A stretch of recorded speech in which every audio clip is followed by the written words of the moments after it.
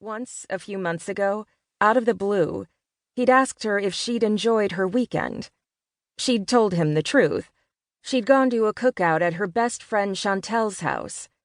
She'd done her best to make it clear that she'd been there without a date, and she thought she'd seen a flicker of interest in his eyes.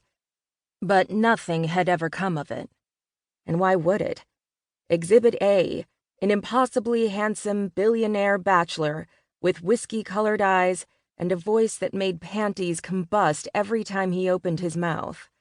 Exhibit B, a plump, frizzy-haired receptionist with the world's most pathetic crush. Still, she did enjoy fantasizing about him, her impossible dream lover, late at night in her bedroom, and she didn't want to look like warmed-over roadkill when he got there. She was about to head to the bathroom to freshen up when Perry Martin, her office manager, bustled into the room. He had a tray of coffee, and he handed her a cup. Perry, a short, chubby little man with cartoonishly thick glasses, was ever solicitous of his employees' caffeine needs. She set it down on her desk. Normally, she'd have gulped it down, but right now she didn't want to risk having coffee breath on top of everything else. "So, I think we're all ready for Mr. Bronson," she said. "The reception area is spotless, the plants are watered, everything is in tip-top shape." "Mr. Bronson? He's coming today?" Perry's voice went up a notch, and his eyes widened with alarm. The glasses made them look like bug eyes bulging out of his head. "Yes, he emailed me that he'd be here in about an hour." Why the heck had he emailed Taylor but not Perry? Oh dear. Let me go clean off my desk." He hurried off, clutching the tray, then paused and looked back over his shoulder. "Are you doing all right?" "Fine, thanks." She gave him a reassuring smile. "It's really nothing to worry about. He hasn't texted me in several days. I think he got the message."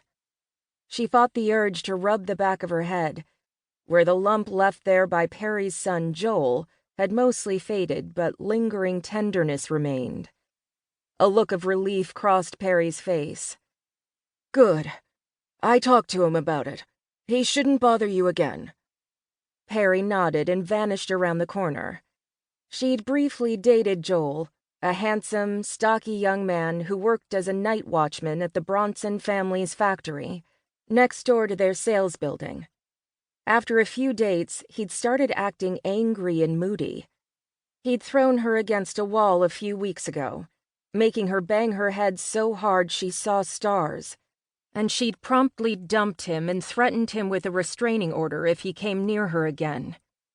Perry had been mortified and had apologized over and over. Afterwards, she'd found out that he'd left the army under rather murky circumstances.